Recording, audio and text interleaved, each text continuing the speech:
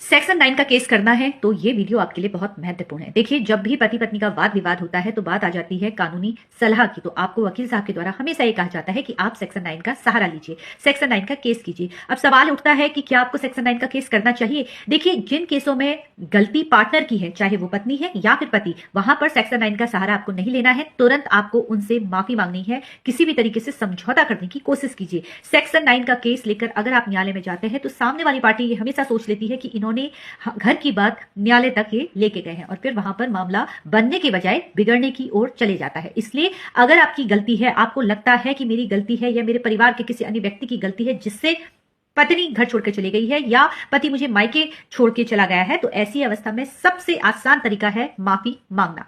अब दूसरी सिचुएशन, अगर आपको लगता है कि पत्नी के साथ समझौता हो सकता है, उस अवस्था में भी आपको सेक्शन 9 का सहारा नहीं लेना है। अगर आपने ये सोच लिया है कि मुझे अपने पार्टनर के साथ नहीं रहना है, तो वहां पर भी आपको सेक्शन 9 का केस नहीं करना है।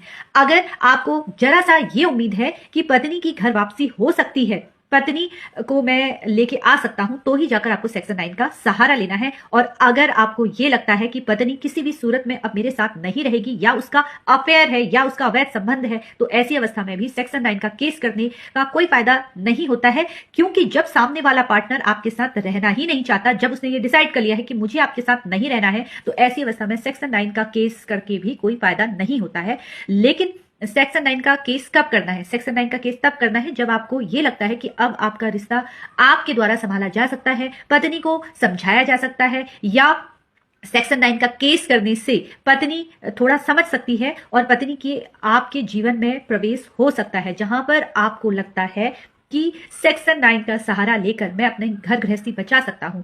हर केस के लिए सेक्शन 9 नहीं बना है, कुछ केसों के लिए ही सेक्शन 9 का केस किया जाता है। इसलिए सेक्शन 9 का केस करने से पहले एक बार अपने वकील साहब से जरूर संपर्क कीजिएगा। फिलहाल कानूनी जानकारी प्राप्त करने के लिए इसी तरीके से आप लोग मुझसे जुड़ते रहिए। धन्यवाद। अधिकतर केसों में होता है जहां पर कोई पारिवारिक कलेश उत्पन्न होता है, वहां पर जो लड़ाई होती है वो पति पत्नी के बीच में नहीं होती है, बल्कि वो लड़ाई की वजह कहीं ना कहीं सास बहू का आपस में ना बनना, ननद भाभी का आपस में ना बनना, देरानी जेठानी का आपस में नहीं बनना, इस तरह से पारिवारिक कलह की शुरुआत होती है और जो खत्म होती है पति पत्नी के विवाद में। अब अगर आपके घर में भी ऐसी समस्या उत्पन्न हो रही है जहां पर घर की महिलाओं के बीच में आपस में नहीं बन रही है और आप उस वजह से अपनी पत्नी से किसी भी प्रकार से फाइट कर रहे हैं, तो वहां पर मैं आपको बता दूं कि अगर बहू चाहे तो आप सबके खिलाफ कहीं पर भी मामला दर्ज करवा सकती है। डीवी एक्ट के तहत वो मामला दर्ज करा सकती है अगर किसी बहू के साथ कहीं पर भी मानसिक हिंसा हो रही है।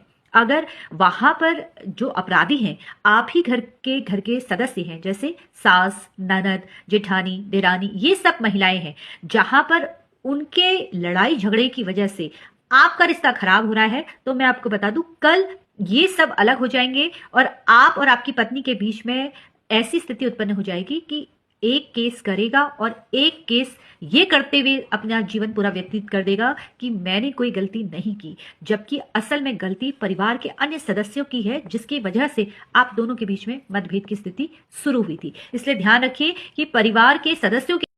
चलिए आज का प्रश्न लिया जाए। अगर पति की इनकम 1 लाख रुपया महीना है तो पत्नी को कितना मेंटेनेंस प्राप्त होगा?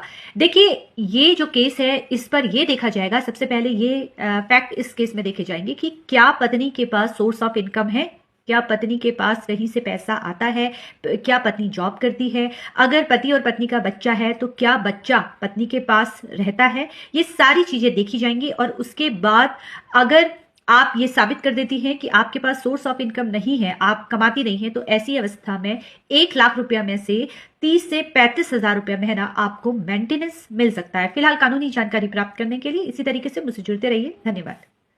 सास ननद के साथ पूरा परिवार इसमें शामिल है, जिनके ऊपर झूठे आरोप लगाए जा रहे हैं, जिनको जो दूर बैठी हुई ननद है, जो अविवाहिता ननद बैठी है घर पर, उस पर आप आरोप लगा रही हैं।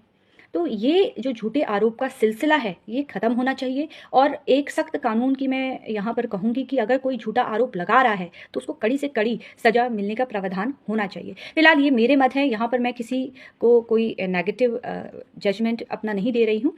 आपका इसमें क्या विचार है आप मुझे कमेंट करके अवश्य बताइएगा। हर के अलग अलग विचार होते हैं। जिनका ये प्रश्न था कि महिलाएं जो हैं ज़्यादा पीड़ित है, उनके लिए उनसे मेरी बातचीत हुई थी, तो मुझे लगा कि आपको भी मैं ये बताती हूँ और आपका इसमें क्या मत है ये मुझे आप ज़रूर बताइएगा।